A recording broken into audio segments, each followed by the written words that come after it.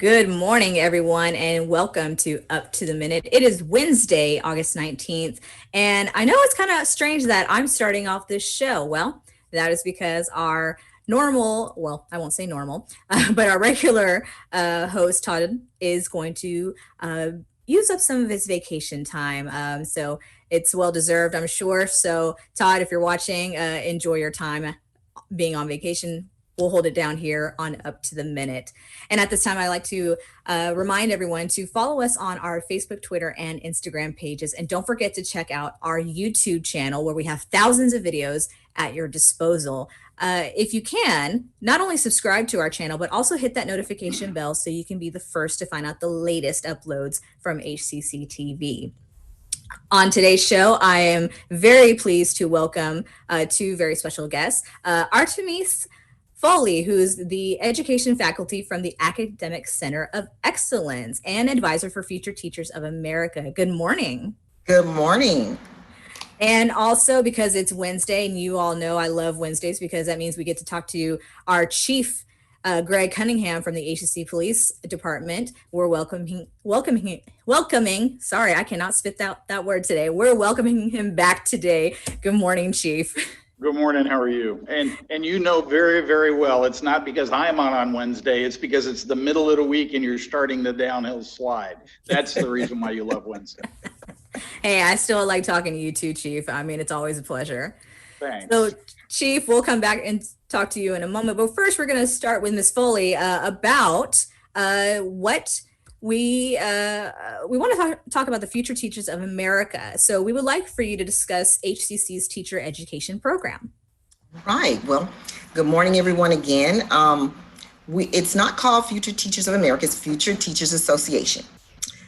We are a student organization where there are just a plethora of things that we do with our students. It's really a fun event. There's lots of programs and field experiences and things that we do to get our students to get involved in their early childhood education department. In that department, we go on field experiences such as schools, daycares. We have the food bank that we do a lot of different things in that department as well. But the great thing about it is that being a teacher is a passion. And so for our students, giving them that experience and getting in a student organization allows them the opportunity to definitely become well-rounded. It gets our students ready and set to go. So if you don't do anything else, when you get in our child development department and teacher education department, sign up, become a Future Teacher Association member, because that's going to get you totally ready to become a wonderful teacher. To talk about our teacher education and child development, it kind of works hand in hand because our child development and teacher education department, when you are in child development, you can go from an AAS to an AAT.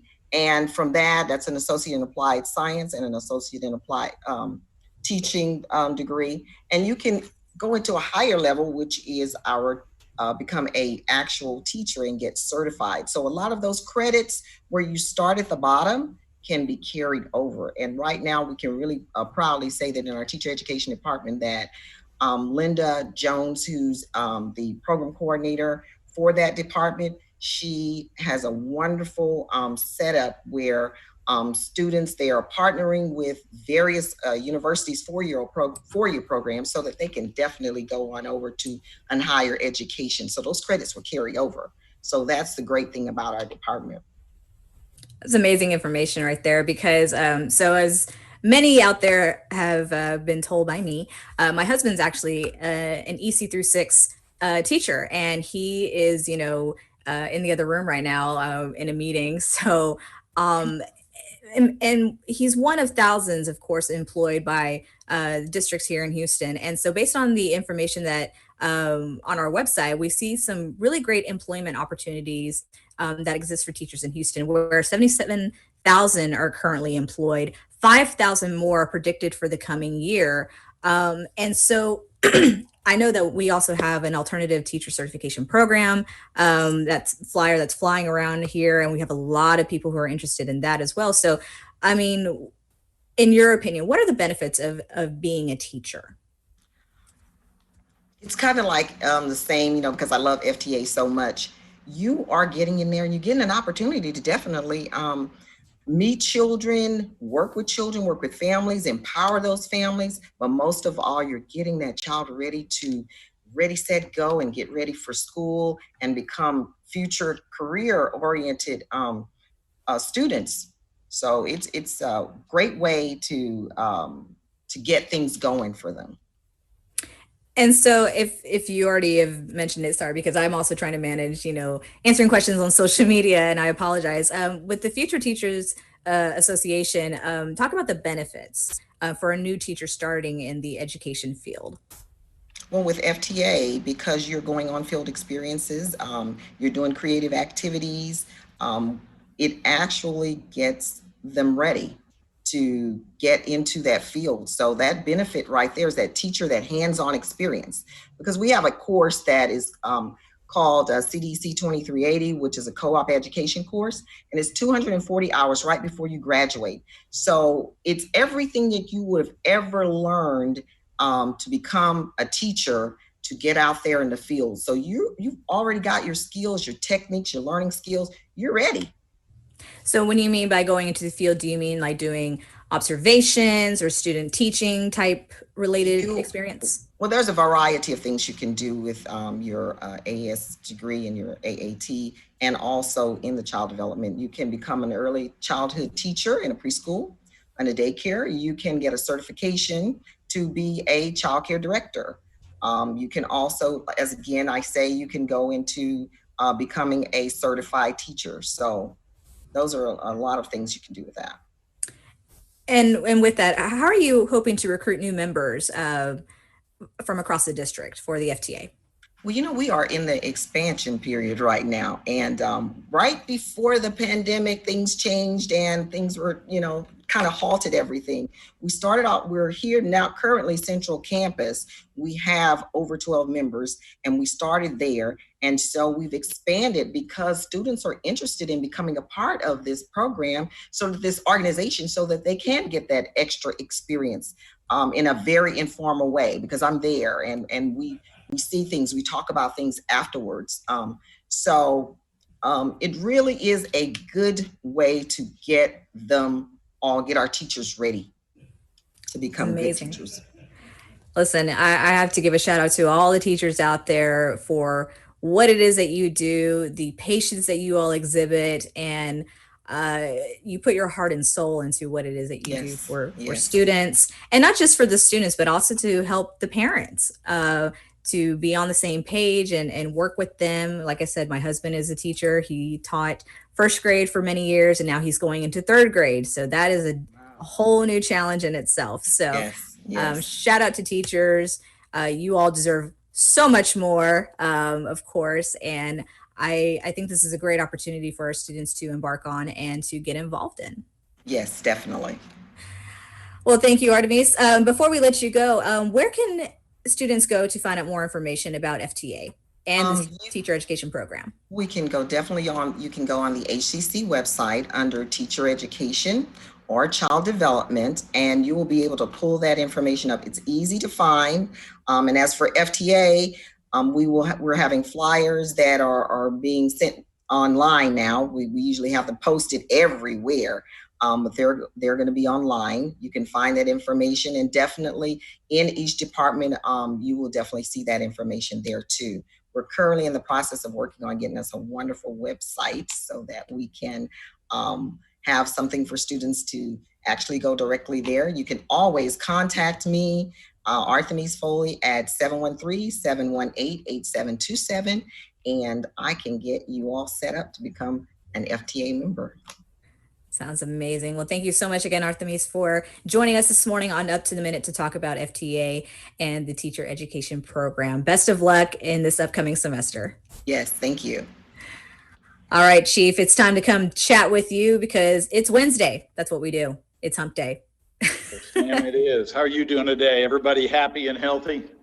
We're doing all right over here, Chief. So we talking about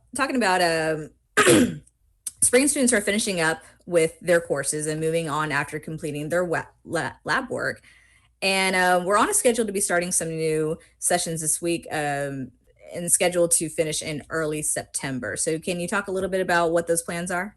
Yeah, exactly. I'm kind of playing your on the scene reporter here, right? So you guys know we've been trying to finish those spring students that had labs and practicals that they needed to do. And we started up during the summer, had to slow it down a little bit to make sure that we had our processes right. But we are up and running now, and we have finished several of the cohorts. So what they've done is taken those groups and kind of shrunk them into smaller cohorts, and they're pushing them through. So several of the cohorts have already finished. A few more are starting up this week. And there is a push. I believe our schedule says that we're going to have all of those spring folks squared away by early September, which means that they can either get their certificates and chase those jobs they were trying to get, or they're ready to take on the fall semester and keep their education moving forward. So that's working really well. It's been a wonderful test bed for us, right?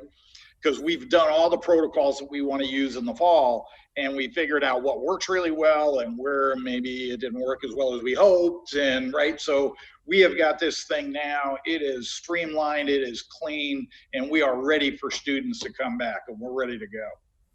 Well, I'm sure, Chief, you would agree with the statement of, with this pandemic, it's totally unprecedented. So we, along with many other companies and institutions, were not prepared to shift from being in person to working from home. And so not having a clean plan, if you will, to begin with, we have to work out kinks. We have to perfect things that haven't been perfected yet. But now that we're here, we've got a solid working plan, right? Yeah, absolutely. So it's really been a team effort from everybody, right? So the facilities people are doing a ton of heavy lifting. Faculty and staff have come together, and how you take an entire curricula and move it, to online, even in just large chunks, if you can't do the whole course. And those guys did that in like no time. It was pretty spectacular. But the big piece now is trying to get folks back on campus, making them comfortable, registering and making them comfortable coming to class if they have one of those classes that they have to actually come into the building for. So this summer has really been a great learning experience for us, because safety is all that really matters, right? Education doesn't matter if you're not safe at the other end of it. So we've really been paying attention. I think we got to figure it out, right? There's a couple more tools that we've identified that we want that are coming to the table. Everything is supposed to be here and in place real quick. So October 3rd is to be, or October, I keep on saying October 3rd. I think it's October 5th. There you go. So that's right. October 5th is our second start. And all I can say to everybody is, I hope that you registered for fall. Right? We're starting 100% online. And if you have some of those classes that you're going to need to do labs or get involved in some of the technical stuff, they've got a game plan that'll start in October for that. For those of you that didn't register for the first fall start, really consider getting on that second start.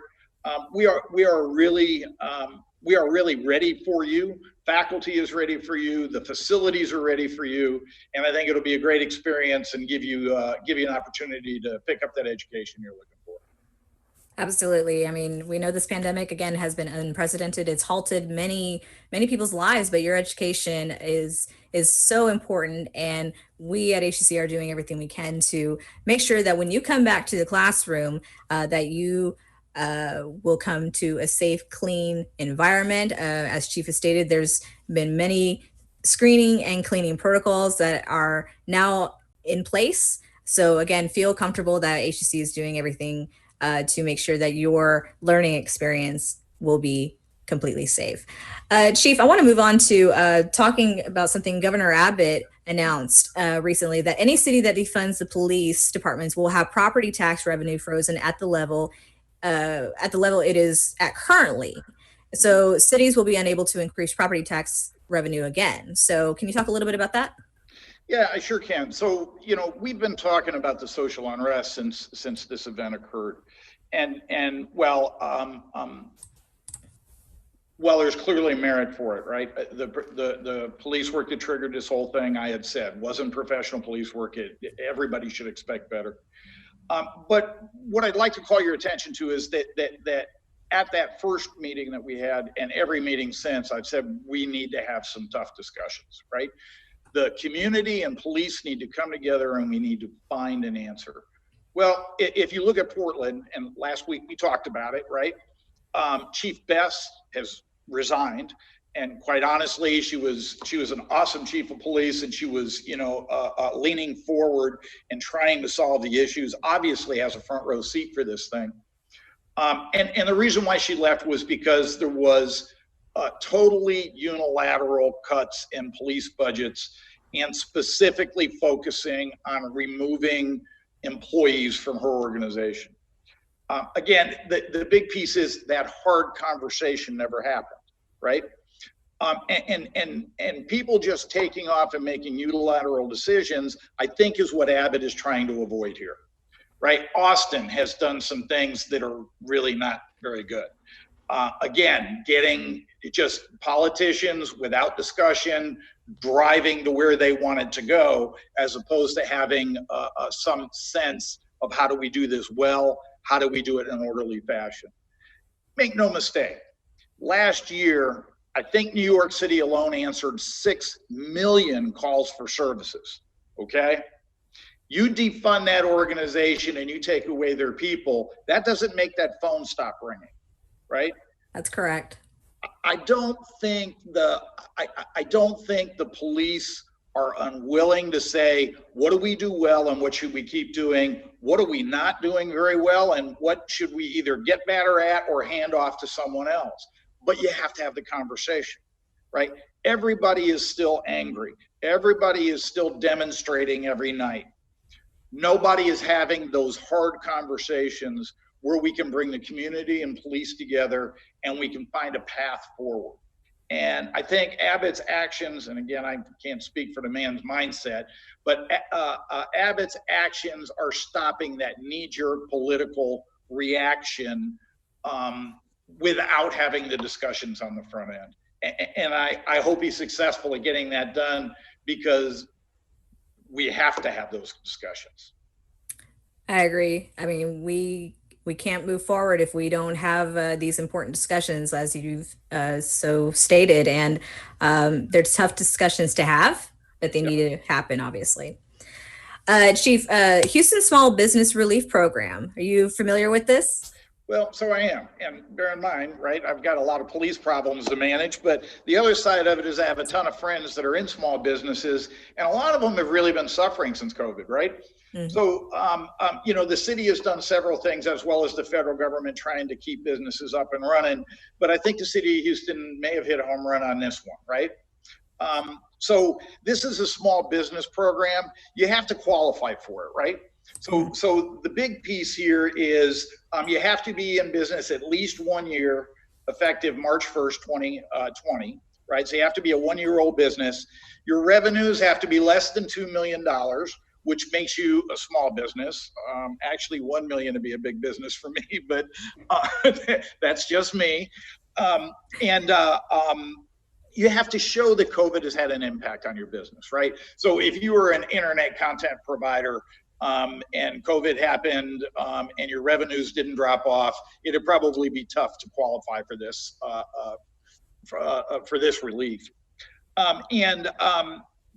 You have to be in good standing with the city. So good standing for them means you've paid your taxes, you have all your proper licenses, right? It's all those city things that you have to have your pot right with, right?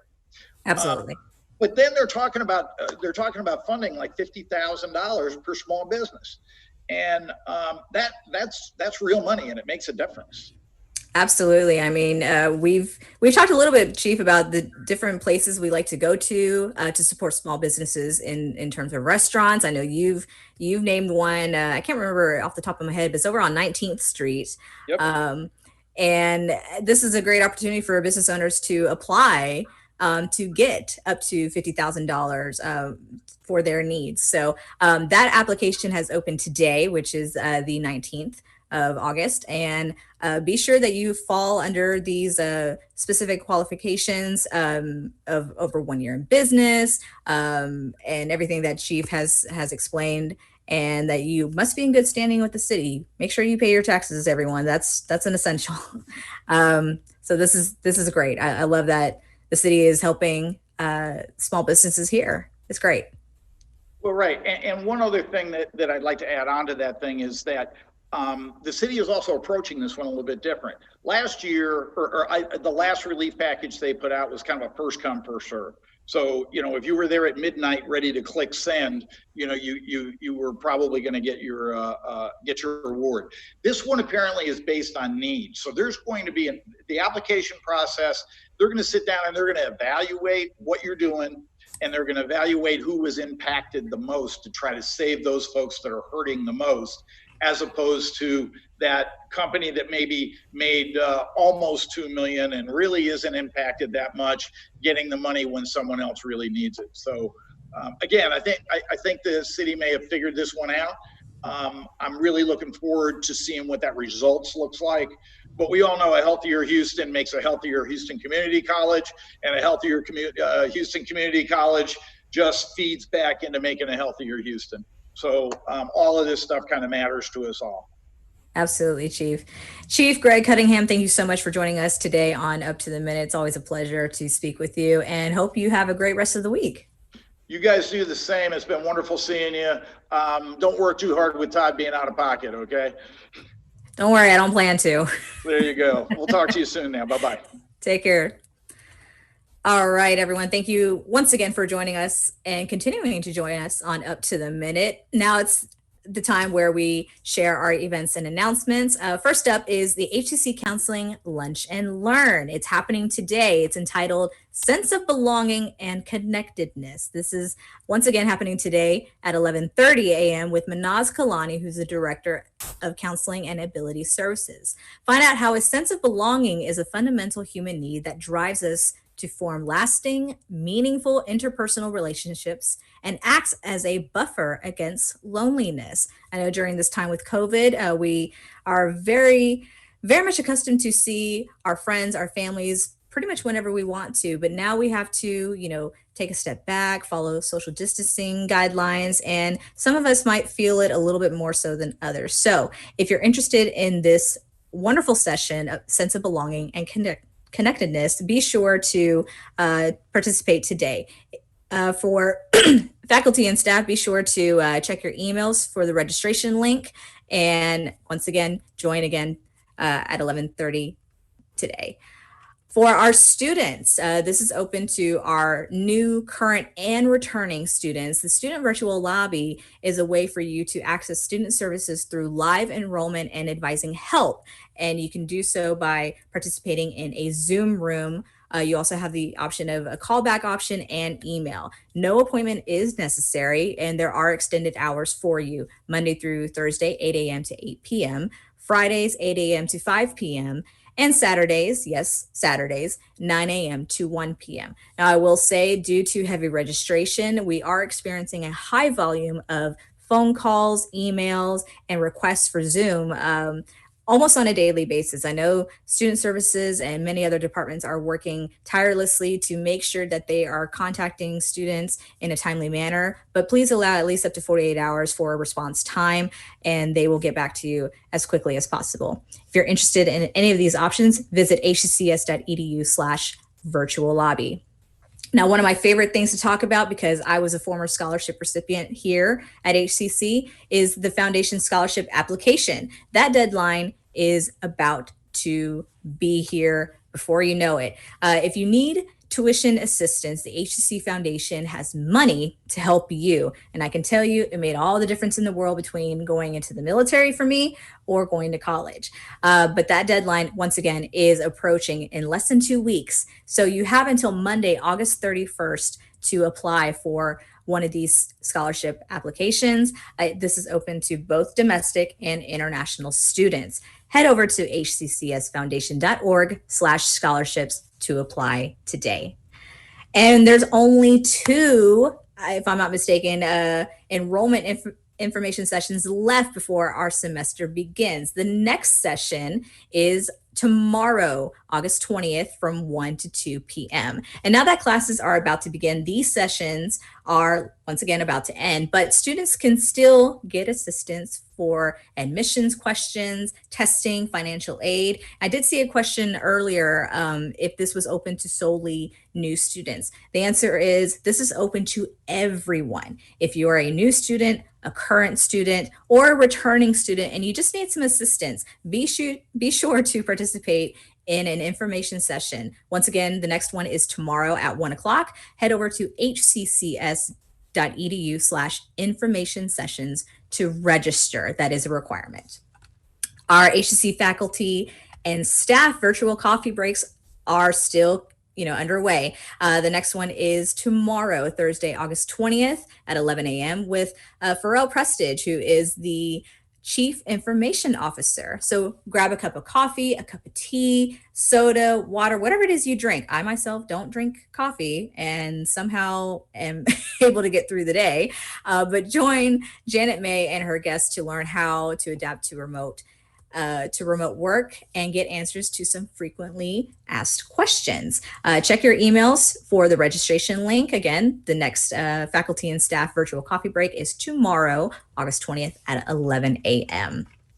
Now, Talent Engagement has set a mandatory training for everyone to do before we go back to the campus or just to our offices in general. Faculty and staff, you are required to complete this mandatory HCC return to campus COVID-19 prevention training. That is due on Monday, August 31st. Make sure you search your email for the Talent Engagement News for the training link to access the course, or you can email emp.onlinelearning@hccs.edu. Once again, mandatory COVID-19 prevention training for before August 31st.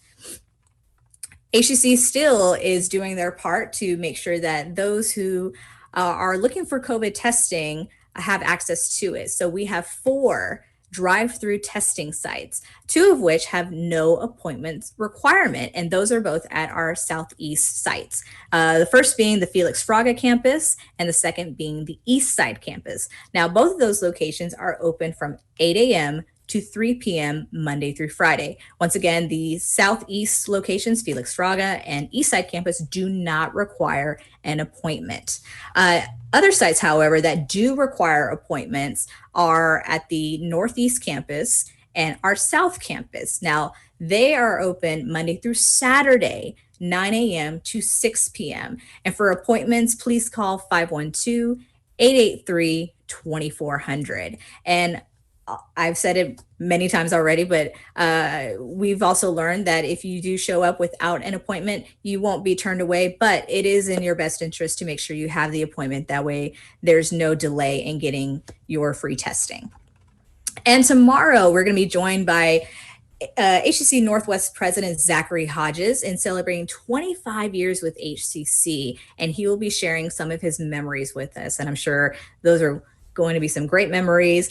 Make sure you join us tomorrow for that. Also, Thursdays are our virtual family fun day. And tomorrow we're going to have a guest from the Space Center Houston. I have some great memories personally from being a child. We actually got to spend the night at Space Center Houston in 5th grade, which was really cool. So I'm looking forward to hearing what they have to say about what they're doing virtually and their plans on reopening.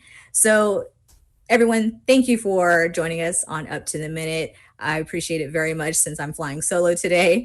Be sure to follow us on Facebook, Twitter, and Instagram. Don't forget about our YouTube channel. And last but not least, please share this podcast so that we can grow our audience, but also share this great information to the masses. And we will see you tomorrow morning on Up to the Minute at 10 a.m. Have a great day.